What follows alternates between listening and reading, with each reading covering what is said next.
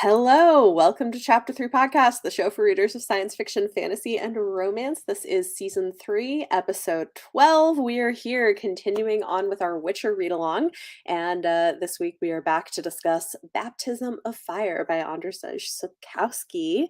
So I've got Leanna with me, and as always, if you want to toss a coin to your podcasters, you can join us on Patreon or channel memberships for access to exclusive bonus content with each episode. And this episode's bonus content will be focused on the use of vampires in fiction, different versions of vampires, how they're introduced, and the cultural origins of them as a concept. So join us for that. That'll be fun. All right. So, Baptism of Fire. We had a lot of different kinds of baptisms. And fires. And fires. Yes, indeed. Many ofs. Yeah. Also, this had a lot of Geralts in it because you kept telling me we were going to have less of Geralt, but we had lots of Geralt. Basically, so this is your farewell tour. Oh no, great. Okay. So long. There's Geralt. so little of Geralt in Tower of Swallows, if memory serves. So. All right. Well, it's been fun. Your last hurrah. Oh man. Nailed toss. Thank you, Matt. Thank you. Yes. I have Leanna was like, you need to work that in. So we're doing I'm glad that. I don't have to remind you anymore. I put it in the script, so I don't wow. Listen, whatever it takes to remember. Yeah, no, we had lots of Geralt in this one. Again, it's vaguely novel shaped, I suppose, but not really. I mean, it takes the form of like a fantasy journey book, a quest book, like the Fellowship Traveling or the Anti-Fellowship in First Law. And in 2 minutes in, we're already talking about First Law. It was quick this time. Last time it wasn't until the end, so gotta keep you guessing. You never know when a First Law reference is happening. Yeah, no, that's true. It is kind of a quest story, and I have to take notes on these because there's so many things that happen. Where do you even start? Where do you want to start with this? Because I don't know. I feel like the things I find most interesting are the most spoilery. So like I said, this is your final farewell for like seeing lots of Geralt, but it's also your final farewell to like a plot that's like you were complaining that like this doesn't feel like it's like a book with a story, and we've like none of the books really feel that way, but they progressively get less that way. And Tower of Swallows is where you really see like so little of Geralt, and like the all over the placeness of it becomes like even more like it's not just like it seems a bit all over the place, it's just like it just is all over the place. Like there's no like there's the shape of a like there isn't the shape of a story. I mean, okay, I guess maybe I'm exaggerating, so when you read it you'll be like, actually, it kind of did a story. What were you talking about? Yeah, but so I think it becomes when I was reading the series, I was like, it became apparent towards like the further you got into it. So like after this book sort of like it's unavoidable or inescapable to see that like his interest, and it's been apparent that Andrzej Sapkowski's interest is in kind of using this world and these characters in order to like play with the different ideas, and like not to insult Andrzej Sapkowski, but it's a little bit what Terry Goodkind was like, this is I don't write fantasy, I write philosophy. And like I feel like a stronger case could be made that Andrzej Sapkowski is doing that, where like he uses this like framework of this world and this magic and these monsters in order to debate various questions and to introduce various topics, and to kind of like we talked about genetics in this book, we talked about a woman's right to choose, we talked about like social and moral responsibility, the social moral responsibility for other people, we talked about like repentance, we talked about just like a lot of different. And then obviously the politics as well, where it's like it's the political questions in a vacuum are interesting to examine in the way that they can represent people and how politics kind of shakes out, how different competing interests take over people's lives and affect people's lives, but also then reading it as kind of like a nod to the Soviet Union and politics related to that in Europe. And there's just like a lot going on with these books that, like, on its surface, it's like a monster hunter traveling with some fairy tale creatures. And like that is what this book is, technically speaking, but that's like also the least of what this book is. Yeah, I mean, I think that's accurate. There's a lot going on in this book. I mean, not just in terms of things that are happening, but the themes and ideas that he's exploring, which I think is interesting because that's not really what I expected. I think going into the series initially, probably because this did start as a video game and the show where there's a little bit of that, but not You mean your so much. introduction to like what My it was? Because yeah, introduction to what it was so more, Andre's gonna come for you if you're like, oh this god, yeah, started as a no. video game. Like, It began as a video game. No, no. But like my awareness of it began more with yeah. like knowing, I mean, I knew that the game was based on books, but I didn't know much about them. And so I think it's just been interesting. Okay, this is side note and random but question. The barber surgeon guy, do you think he was inspired by what's the musical? Sweeney I Todd? can't. Yes. No. I don't I don't even know. know that like in Poland they would know Sweeney They Todd. would know of it, wouldn't they? When Uh, did that come out? I don't well, know. I I mean guess the I'm like probably wrong. the like urban legend about Sweeney Todd existed. The Oh, well, yeah. musical, No, I mean the musical because like it's um, been around for a while. I just kept thinking, I was like, is like it's funny that he's a barber surgeon and then a vampire. yeah, yeah. I I don't know. don't, It made me wonder. I don't think it was inspired by that, but I guess it could be. But Um, yeah, I think it was more just like it's because that was what a surgeon was back in the day, was that like you didn't have the Correct. occupation of like someone being a surgeon. You had somebody that was a barber and also a surgeon, and those Right. are the same job. So I think it was just Yes. like having a vampire dealing with something that involves holding like knives to people and like dealing And with blood a blood. lot, and like Yeah. what I mean, and in a non-violent way, that like the idea that Right. he's entrusted with like caring for you and not being interested in your blood. So like a barber surgeon is like the only job Mhm. other than like a nurse, so like Yeah, I guess I just thought it was interesting because the flip side of it is something like a Sweeney Todd, right, who's interested with it and takes advantage in a negative way. And so it's interesting that you would expect a vampire to take advantage of that in a negative way, and yet he doesn't. yeah, again, I mean, I don't it's know. the same. I think it's the same reason that like Sweeney Yeah. Todd. Like, I don't think it's that it's inspired by Sweeney Todd. It's just that the same reasons that Sweeney Todd became a story are the same reasons that you would choose a barber surgeon as the job, as the occupation of this vampire, when what you want to explore is like this this person who like, because the whole thing, right, is like challenging like um Geralt is the Witcher, right? His job is to like kill monsters, and then we've constantly had the question of what is a monster, what is a man? What's the Mhm. difference? When are you a danger? Is it just your capacity to do bad things, or is it your choice to do those bad things? Like we've seen and so like having the proof that Regis doesn't mean them any harm. Like I can't think of a more clear proof that he doesn't mean them harm than him literally like sewing somebody up who's bleeding out. It's Right. like he's like very, yeah, I literally can't think of a single other way that you would demonstrate that this vampire not only can be around you, not only can be around blood, but is like Mhm. interacting with blood and Right. doesn't like react to it. Right. No, I mean, I think that's accurate. Okay, here's I'm just this is gonna be, who knows? Maybe it's not. But my conspiracy theory is going to be that it is because I was curious when it, like, Sweeney Todd originally opened in Britain in like 1979. So it seems possible that Sapkowski could be familiar with it, and maybe, I mean, maybe it's I like, seriously doubt it.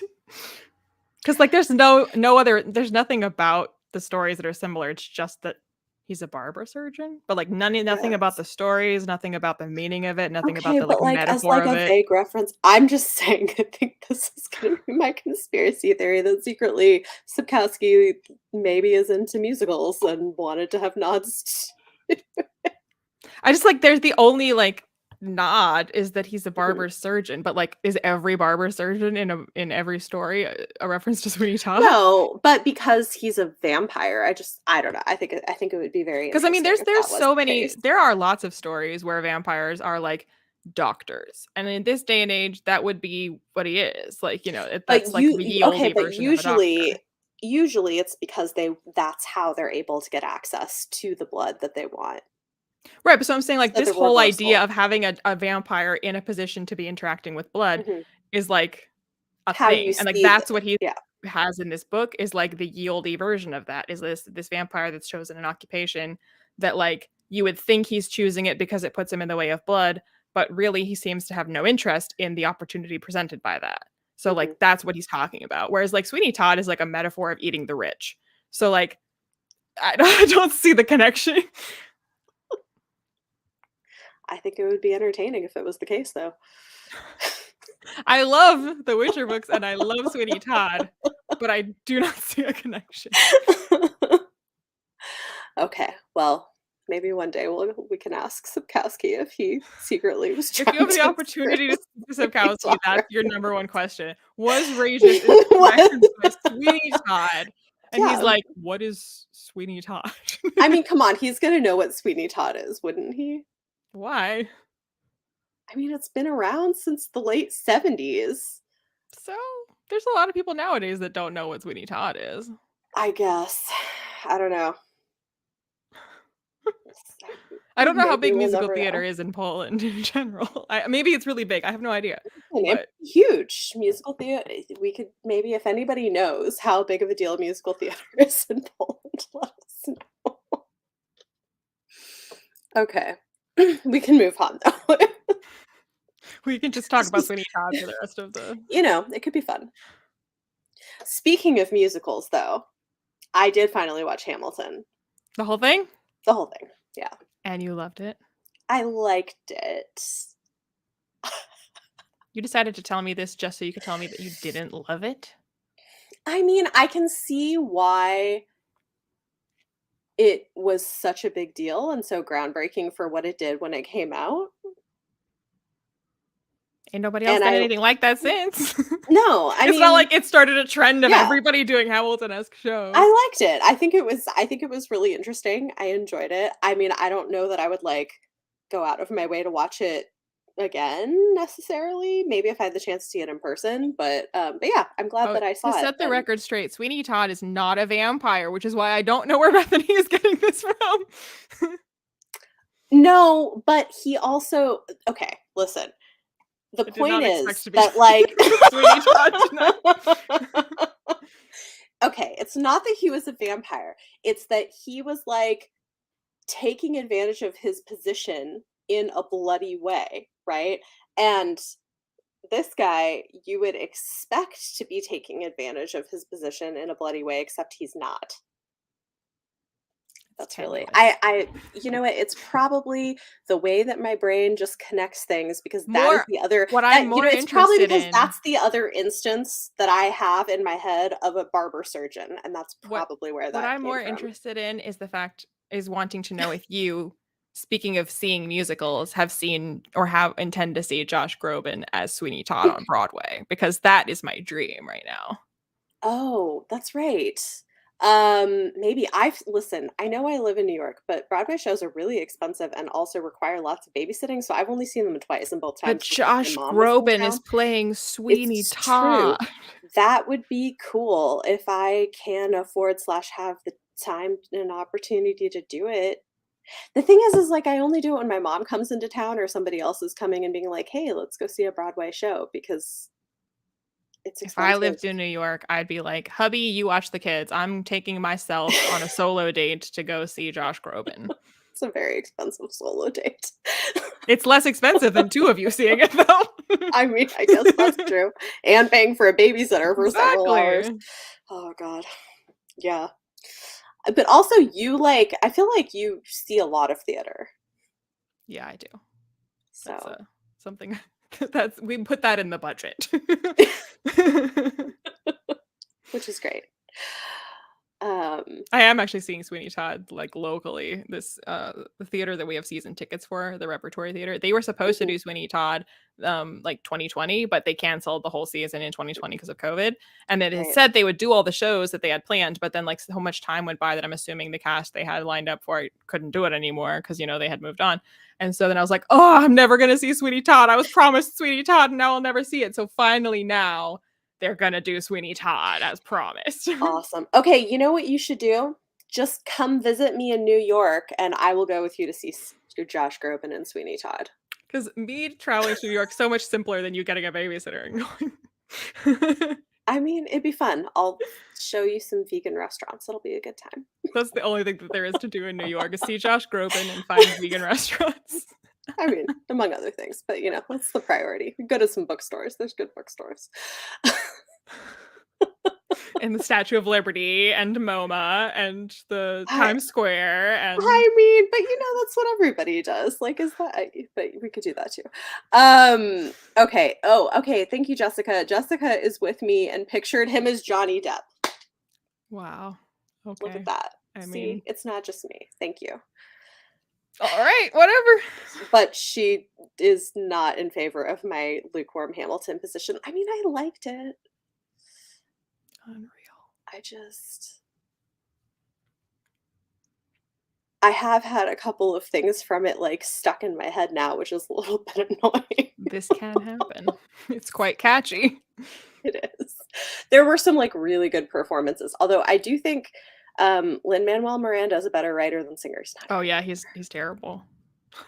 When I saw Hamilton live, like on stage, the actor that played Hamilton in the cast that I saw was not to the original Hamilton, because obviously that's Lin-Manuel Miranda, but he was the original UK Hamilton. So he was nearly the original, and he was actually a very good singer and very good performer. So I was like, this is actually way better than Lin-Manuel Miranda. I could see that. Some of the other performances were fantastic. The guy who plays the king was like, but David Diggs playing Thomas Jefferson and great. Lafayette. Yeah, I love David Diggs. He was fantastic. Yeah, his performance was great, I've got to say. Oh yes. Lukewarm Hamilton takes. Do I need to make another TikTok? Please do. I sent your TikTok to Leanna because it was super entertaining. It was great. Helpless is my favorite song from Hamilton. Okay, nice. Lynn being an okay singer has been a critique a lot of fans have. Fair. That's not surprising. Sweetie Todd and The Witcher search is going to wreck my algorithm suggestions going forward. So thanks for that. Sorry, Matt. Yeah. I will say partway through, like near the end of Hamilton, I was like, I remember somebody saying that this is not entirely historically accurate. So I was Googling like how accurate is while Hamilton watching it? Yeah. No wonder you had lukewarm feelings about it. I mean, not for the whole time. I mean, it was like for a few minutes, like towards the later part of it. They were singing. It was like that's the whole show. I know. They're singing. That's like the point. It's very long. It's like 2.5 hours. That's standard for a Broadway musical. Can you tell I don't go to very many? That's why there's an intermission. I know, but it's different when you're there. When it's like on a screen, it's just like not the same experience. I was on my computer watching it, so I was like on my phone looking up what things are accurate and what things aren't because I was curious. Yes, show Hamilton respect. Yeah, okay. You just treat it like going to the theater. Get dressed up, sit down on your couch, be like, will not be interrupting this. Turn off the lights. Children, be silent. It is theater night. Well, I wasn't. I watched some of it on my couch and some of it like at my desk in 3 sections. I couldn't watch it all at once. I watched it like across 3 sittings. But I wasn't aware that was something a person could do. I'm perplexed. At least now I'll get your reference. And now we have not talked very much about Baptism of Fire. I was gonna say, so The Witcher? This is turning into a Broadway musical episode. Yeah, Witcher. So do we think Witcher would be a good Broadway musical? No, don't answer that. Let's talk about Baptism of Fire. I was kidding. Sure. I broke Nora. Okay, for reference though, like this is the thing. I rarely watch movies and, like, don't watch much TV, and when I do, it's usually, like, a couple hours a week, so, like, I'm also just not great at, like, I don't know, Hey, that's a it's good hard. point. The opening of Hamilton could be Geralt. Just can How does it can Lin-Manuel not play Geralt if we do this? he I would don't. probably want to, you know? He'd be like, Let's "I have should David be the Diggs do it. one." Yes. That'd be good. Also, okay, since we're not talking about The Witcher, I would just like to say that, like, how do you write a new rap song for The Little Mermaid but not have David Diggs perform it? Like, what? It's a good Excuse question. me? Whose idea was this? I still need to see The Little Mermaid. I just saw I it. do plan to see it, but yeah. The rap, which was again notably not Mhm. performed by David Diggs, is the Right. absolute objectively worst part of the movie. Oh, no. It is truly bad. Whatever you're imagining, it's worse. Was it performed by Lin-Manuel Miranda? It was performed by Aquafina Hmm. in the role of Scuttle. Hmm. Yep. That's an interesting choice. Truly awful. Hmm. So yeah, let's not do that in the Witcher musical that we are now No. writing. Yes, absolutely. I do think The Witcher could be a musical. I mean, we do have a troubadour as one of the prominent characters, so. True. Which also works as, like, a framing device. Oh, speaking of which, there's a framing device in this. Although maybe I couldn't tell, is it the whole book or is it just at the end? There's like a man telling stories to kids. Is it supposed to be Geralt? And was it just introduced at the end of the book? That, or did I miss So it? the feeling that you have about that part of it, just the whole of Tower of Swallows and Lady of the Lake is like that. Which is Oh, why when I was talking about those books, I was like, I don't understand what's going on, by which I mean I understand 100% what is going on the page that I'm reading right now. What I don't understand is why I am being told this right now. I don't understand why we are here now talking about these people over here right now. Like, I understand what you're telling me about them. I am comprehending it. I don't know why it's happening. weird. So, but am I wrong that it's at like the end of the book that this framing device is introduced of this man um, telling these stories not to kids, or did not I the just miss it? very end, but yeah, towards the end. Okay. I was like, did I just miss it at the beginning of the book? Weird. Yeah. That's interesting. Okay. We could talk about Milva is an interesting character, and then the way that this attempts to manage like body autonomy and abortion. Nice light topics. As per usual on this podcast. But I mean, like, these books deal a ton with women's reproductive health. We have like Yeah. menstruation with Ciri, we have Yennefer's infertility, we have Milva's abortion slash miscarriage. Like, I mean, like I said, just the fact of how much this gets like featured in these books, like that by itself is feminist. Like, this is Yeah. not in fantasy usually. The fact that you have a woman on a quest, it's like, well, she's just one of the lads, and it's like, I mean, women would have different problems, and like, what if one gets pregnant? Like, Yeah, well, and clearly had been pregnant. Yeah, the way that was handled was so interesting. I mean, it was obvious that probably she was pregnant because I'm like, "Oh, she's throwing up. I wonder why." It's always because 'cause they're pregnant. well, it's always because they're pregnant if it's being brought up as like a, Right. they seem to be throwing up a lot. Like I an can't unusual possibly amount of guess time. why. Like, oh, they're pregnant. And somehow, like, everybody around them is completely clueless. But yeah, I thought it was interesting because, she like she wants to take a potion to cause an abortion, and it's like, well, who should make that decision? And they're like, the woman. And then she's unsure if that's really what she wants, and then she has a miscarriage anyway. And I was like, I don't know. I like what the book was trying to do, I guess, but I don't know that I love the choice of instead just having it be taken away, have that decision be taken away from her. I don't know, like, I feel like it could be read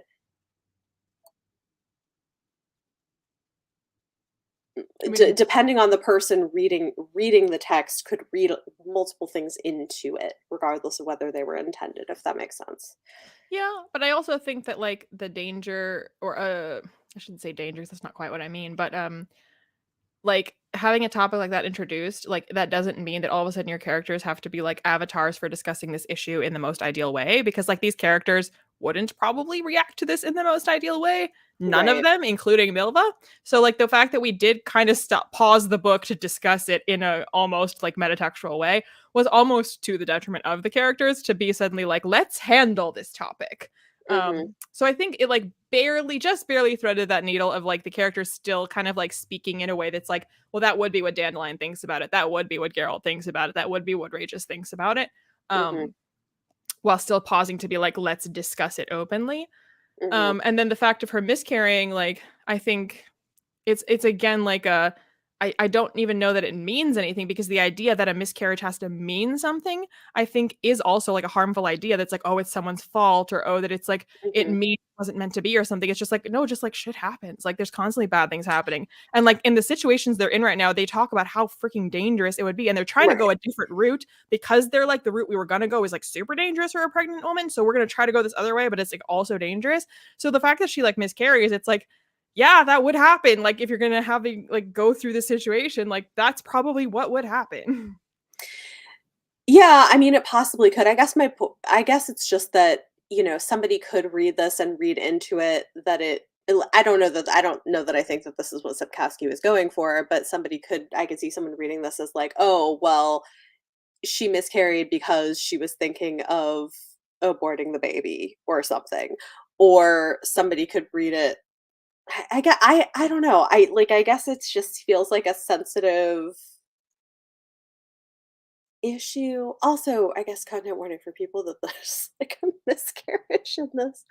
Um, well, and I think it was hard too because then she seemed on the fence about whether she actually wanted to, and I don't know. There was that whole conversation about her feeling like she needed to sacrifice a life for a life, with the idea that she was going to abort the baby. I don't Well, know. not It sacrifice was a life for a life, but save a life or save a because life she was gonna because she be. was right, Yeah. yeah.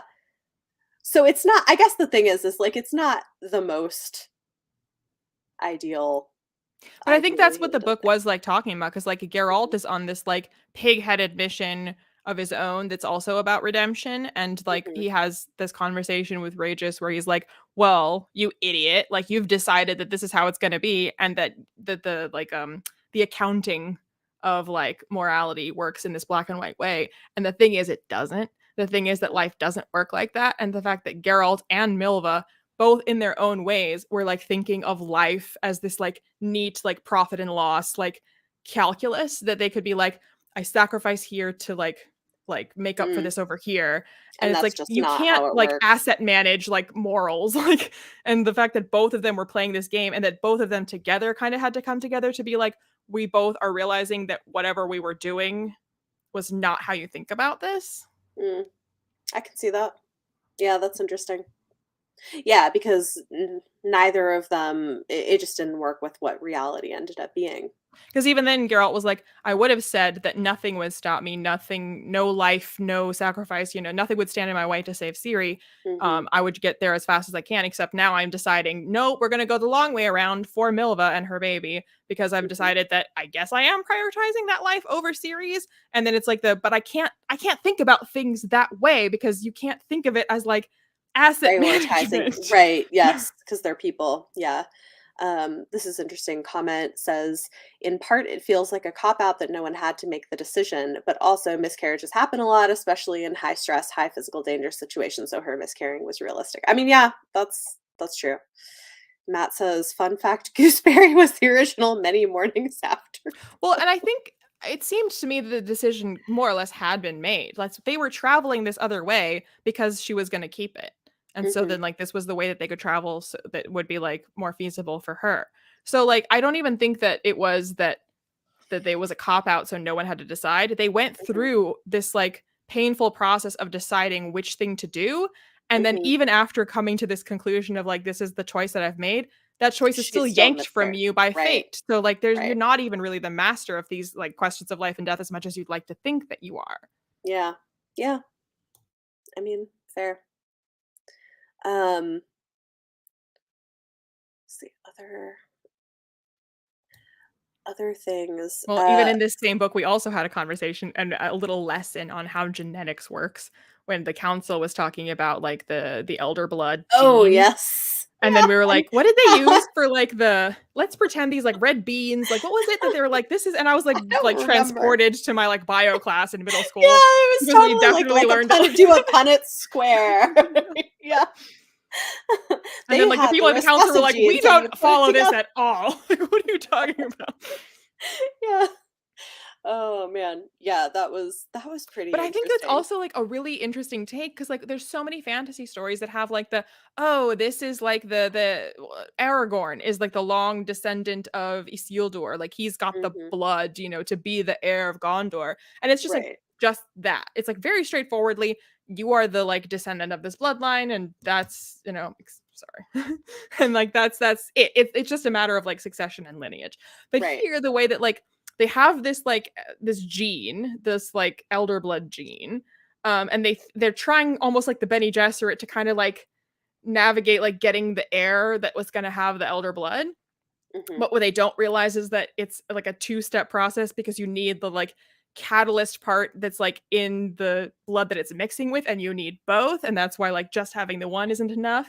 And the way Mhm. that like genetics is like actively playing this role, and like you actually have to like there's like more to genetics than just this like one traceable bloodline. That's like both bloodlines matter, and like you can be a carrier for it and it not be Mhm. manifesting, and you can be a carrier for the catalyst, and those like that whole conversation is like you don't get that in fantasy. It's just like, oh, Yeah. half orc, like a dwarf and an elf have a baby, it's a half elf half dwarf, like this Right. is the heir of Gondor because the blood. It's like very like straightforward and not how genetics works. Because like in Mhm. theory, like if we're saying like an elf and a dwarf are like races and not species, therefore they can procreate together, and you can have a half elf half dwarf.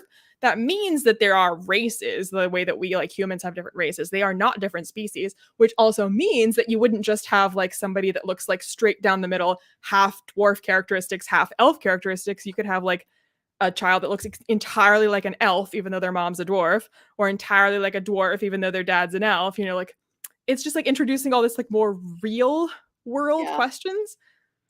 Yeah, well, but then on top of it, right, they acknowledge that even with all of that following the actual genetics, you're still missing things because there's stuff like bastards and affairs and stuff that you can't track in the lines because people aren't public about like who all they're having kids with.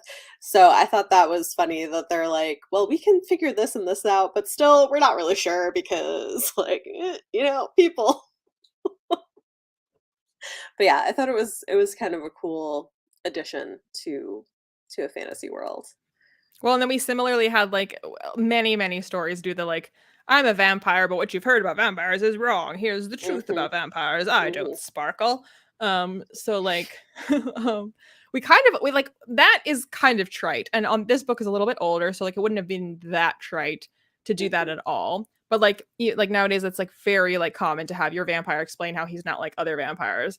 Mhm. And so we did do that here, but it wasn't just that. It was like the whole like history of like where these ideas would have come from, the sociology of that, about like where humans got these ideas from, and like how they think of things, and how what they think of as like a normal like genetic makeup and like phenotypic makeup, if you're aberrant from that even in a way that's successful, that is monstrous. And that humans are like, the more you are different from human, even if it's in like a pretty objectively beneficial way, humans are Mhm. like, that's a monster because it's different from humans. And so like Mhm. Regis is like, do you see how human centric you're being right now? And like that's why you think of vampires this way. And Yeah. about that whole little like, it was like watching a debate online where he's like, so like apparently like this is what you think, right? That vampires live forever, and that if we like bite you, that you become a vampire. So let's do the math on that. If the vampires have been Mhm. around for forever, so because it's like there's so many like vampire stories where Like, you're like, how many people can why relate? are there so How few?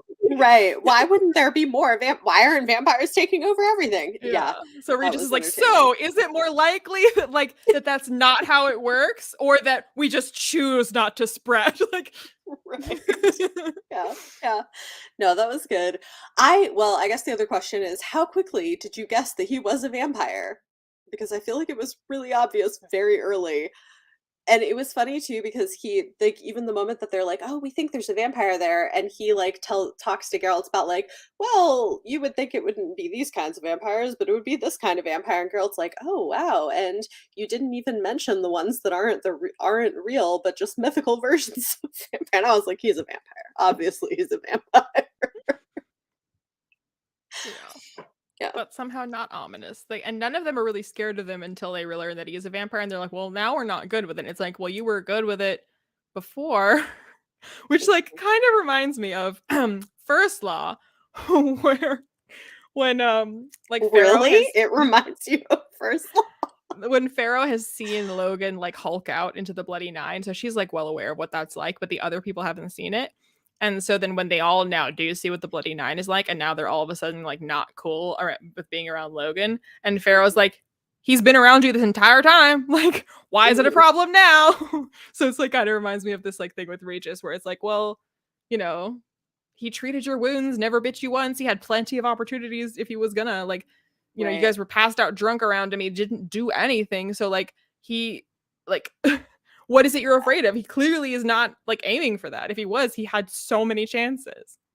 I did have a while where I thought he was gonna be sketchy because the fact that he wasn't drinking and was getting them all drunk, and then Dandelion like shared the secret of, about Siri, I was like, did he do that on purpose? What's his angle? So I was kind of surprised that he turned out to be a reasonably good Because you're a character. prejudiced human, just anti-vamp. Apparently, I'm so anti-vamp, I guess.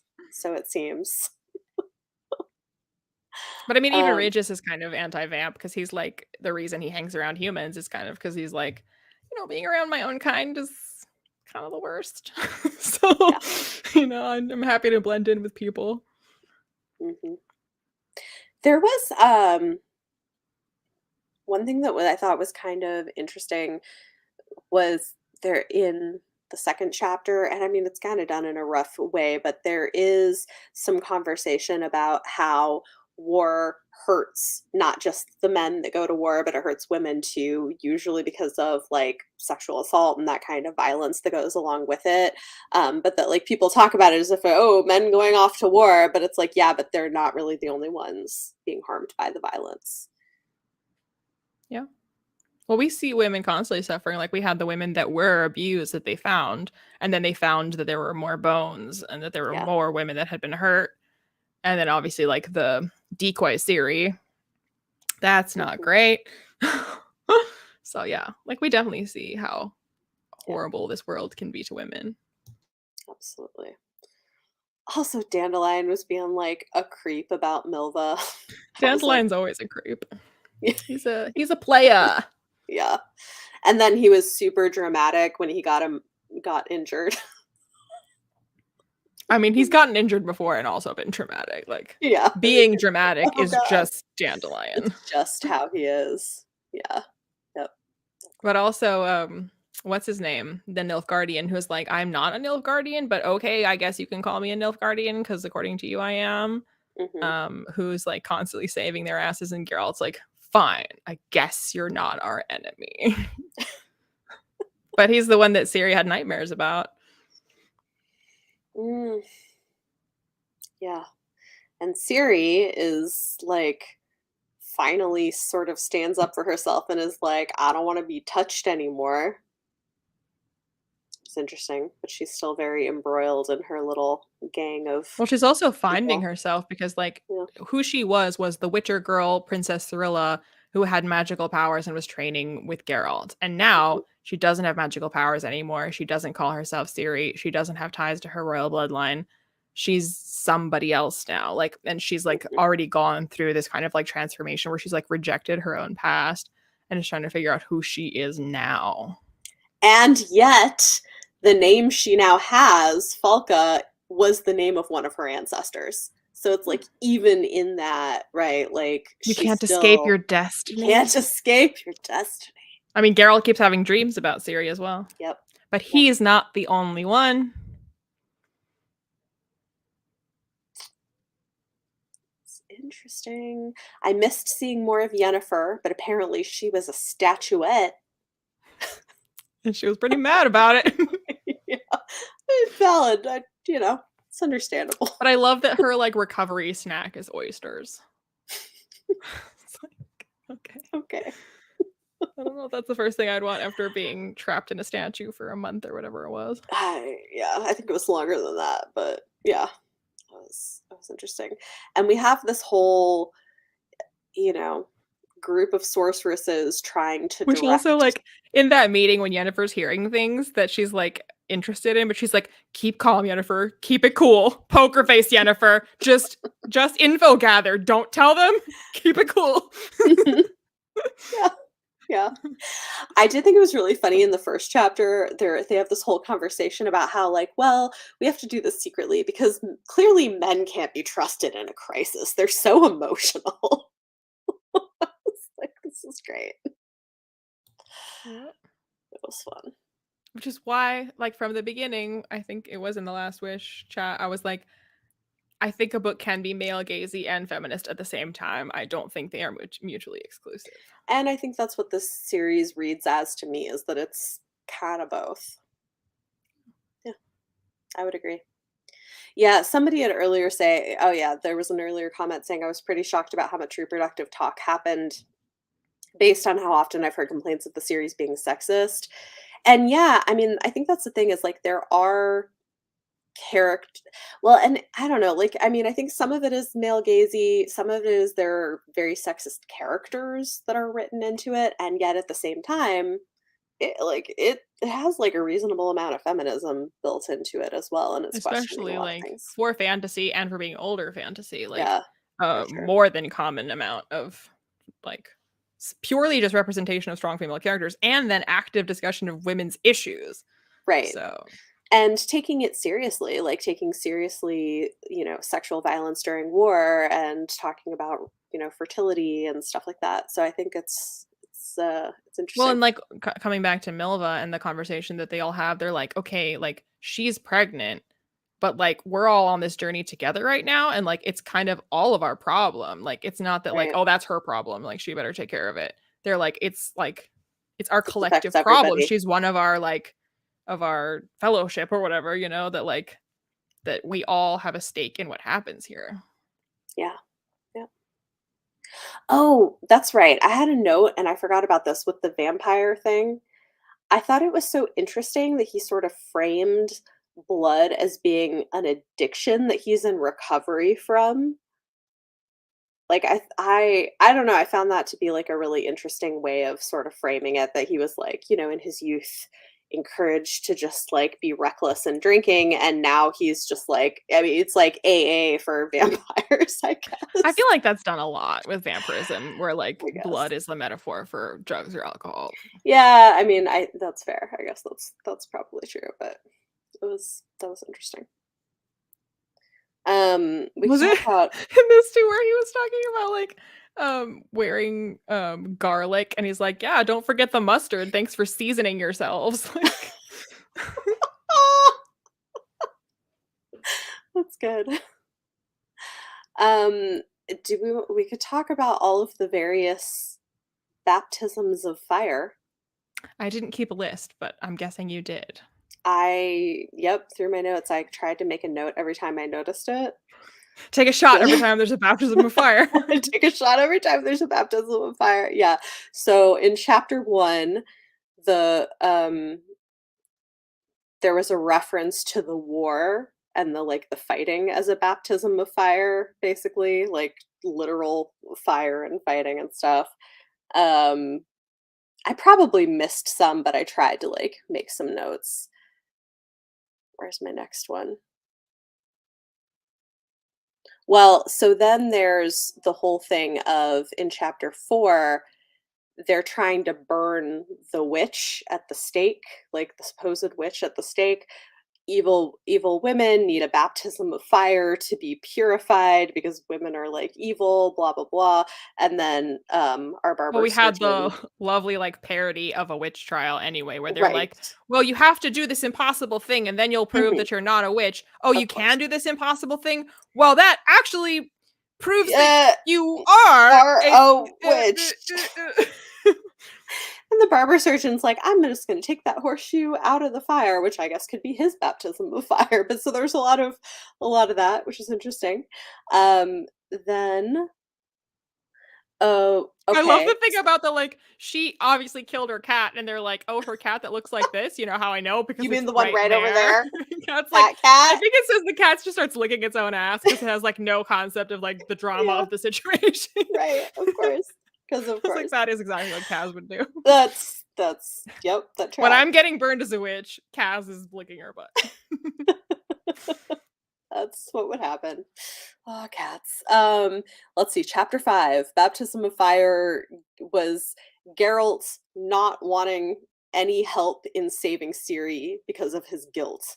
Like that he viewed saving her and going through the challenges of that without anyone helping him as his own sort of baptism of fire to like cleanse him of his sense of Penance. guilt.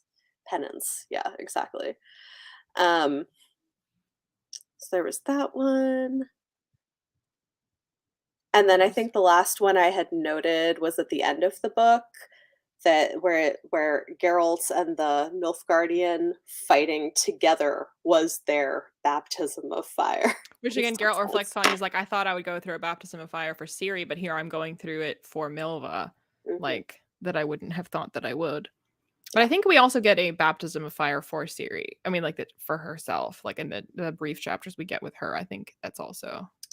I think you're right. I feel like But also, can we acknowledge that this book ends on a joke that like he has always been Geralt of Rivia, and in this oh book, yeah. like in the middle of it, he's like, "Oh, I'm not like from Rivia. We just kind of like picked a name out of a hat." I'm like, "That's my name," and then Yeah. he actually becomes Geralt of Becomes Rivia. Geralt of Rivia.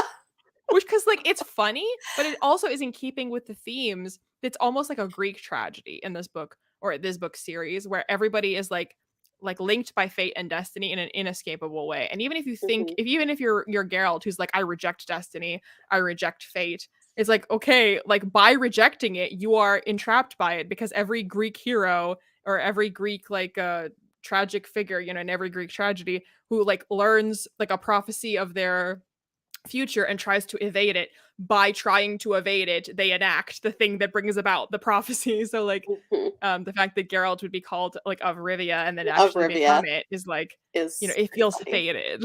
Yeah, it's true. Oh, I missed one. Chapter 6. The sorceresses also I didn't give a lot of detail. I said sorceresses also going through fire to purify themselves. Like they talk about like some kind of baptism of fire as purifying themselves, whatever in whatever sense. So, yeah. Yeah, there was lots of it. Everybody found the Revia story very entertaining, according to the comments. Yes, it was very funny. And it is true. Everybody is indeed getting baptized in fire in this book. And we also had a couple of references to the Tower of Swallows, which is the Is that the next book, next book? shockingly.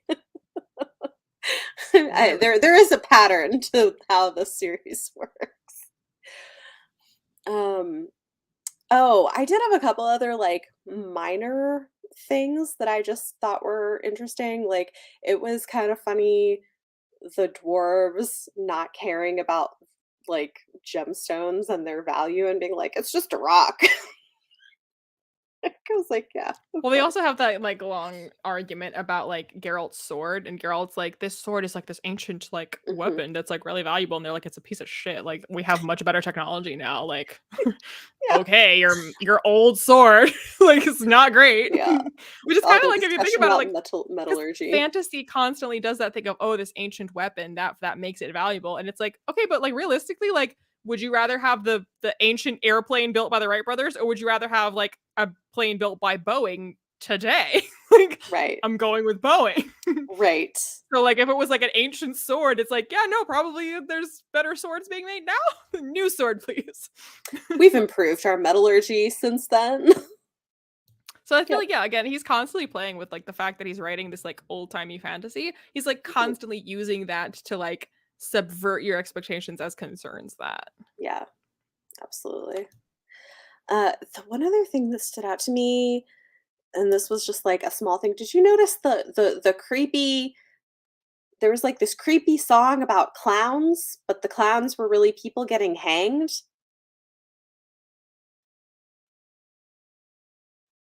It was in chapter 5. I was like, "Well, that's creepy." It was What? like a I yeah, I think it was like in a bar or a pub or something, I wanna say, and it was like they were singing the song about like creepy clowns dancing, except that actually it was like about execution by hanging. I was like, "Well, that's disturbing."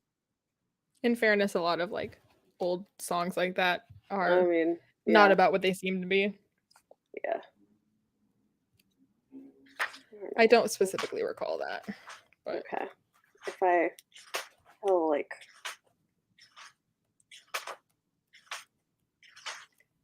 flipping through to see if I see it, but I made a note of it because I was like, that is something. Maybe it was like, oh yeah, this.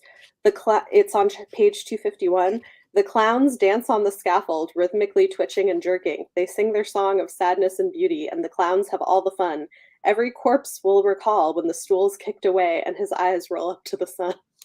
I think it's just like it's even possibly just like a translation thing of because like we talk Maybe. about the gallows jig like in English. Yeah. So I'm guessing in Polish or in Polish tradition, this is like their version of the gallows jig because people talk about like it as dancing Mhm. when your feet are kicking, when you're I getting guess so. hanged. Yeah. But this, as I was flipping through looking for that, I remember into the like the opener that juxtaposes the way that the humans tell the story of Lara Dern and the way that the elves tell the story of Lara Dern. Yes.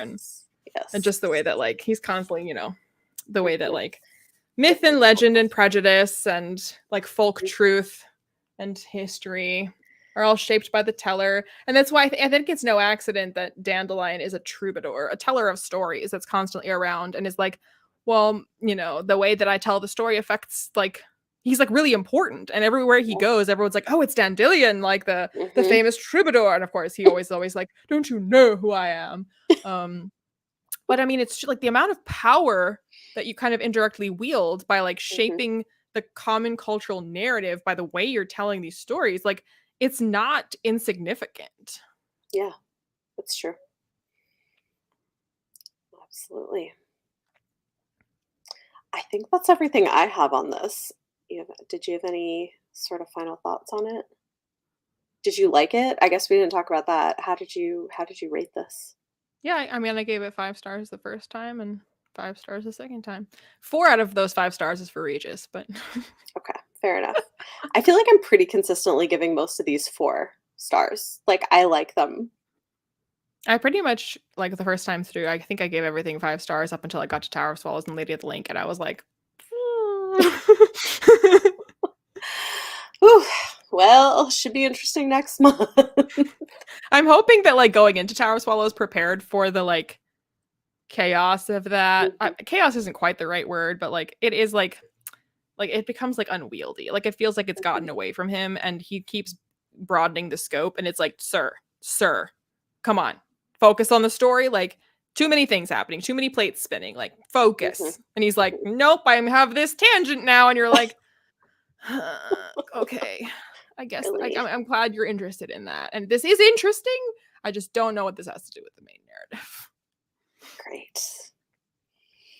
Well, we will be back in August to discuss Tower of Swallows. We'll see. We'll see how it goes. It is time for On My Radar, where I'll share recent or upcoming book releases in sci-fi and fantasy I'm excited about. But first, if you enjoy the podcast, as always, we really appreciate if you take a moment to rate and review us so we can reach more listeners. And if you're interested in getting early access to episodes, sometimes I should take that out because sometimes it's occasionally early access if we happen to not do them live, which does happen. It happened with one of the romance episodes recently, but mostly you get exclusive bonus content, which is really fun. Consider supporting us on Patreon or channel memberships. Again, our bonus content for this episode is going to be talking more about vampires, the use of vampires in fiction and cultural origins. So join us for that. Huge thanks to all of our supporting patrons, including our World Expander patron, Stephanie. You all make what we do possible, so we appreciate you. And I've got some books. Leanna, I think you don't have anything this week. No worries. Okay, so I have The a Lightbringer's coming out, but who doesn't know about that? Inform the people. Maybe they don't. Oh, the 6th and notably not final Red Rising book is coming out in Wasn't July. it supposed to be the last one? But it was. It's not. Who's surprised? Talk about scope creep, just like with Andrzej Sapkowski. Mm-hmm. They're super long too, but yeah. Also, we have A Song of Salvation by Alicia Dow. This one's a YA space opera about a reincarnated god and a grumpy pilot on a mission to save a beloved space DJ and stop an intergalactic war. That should be entertaining. I'm going to be reading that. Then this is more horror, but I really loved it, even though it might be for a more niche audience. Camp Damascus by Chuck Tingle is horror slash satire of of American evangelical Christianity. It's horror set at a conversion camp, like Pray the Gay Way type camp, but there's also like demons and things. It was excellent, and there are some really deep cuts. We don't know who Chuck Tingle is because he's anonymous, but I think I can safely say he's probably an ex-evangelical. Given the writing, that was really good. You write what you know, so I do wonder what Andrzej Sapkowski knows. I mean, a lot of things apparently. One that I read that I thought was interesting and might not be everybody's cup of tea, but I just wanted to mention is The Saint of Bright Doors by Vajra Chandrasekhara. It's this kind of interesting South Asian inspired fantasy about the child of a godlike man whose mother raises him to assassinate his father, but then he doesn't want to do it, and he like goes to the city with these mysterious doors. And I don't know, it's kind of weird and surreal at times and kind of hops around like the right, but it's one of those things that I feel like for the right people, they could really love it. And it's just different. It's something different and interesting. And then lastly, The Jasad Heir by Sarah Hashem is I think debut Middle Eastern inspired fantasy that's coming out. I think it's going to be the first in the series, and it looks interesting. So see, those are the things on my radar. Only one of them I've actually, well, no, I've read 2 of them so far, but go check them out. They're all linked below if you're interested. I will be back with Izzy for the next episode, July 11th, to discuss Radiant Sin by Katie Roberts. So if you're following along for the Dark Olympus read along, join us. And this has been Chapter 3 Podcast. We're your hosts, Bethany and Leanna. You can follow us on Twitter, Instagram, and TikTok at Chapter 3 Podcast. And of course, find us on our individual YouTube channels. Join us in a few weeks for our next episode, and this episode's bonus content will be available to patrons in the next few days. Thanks for listening.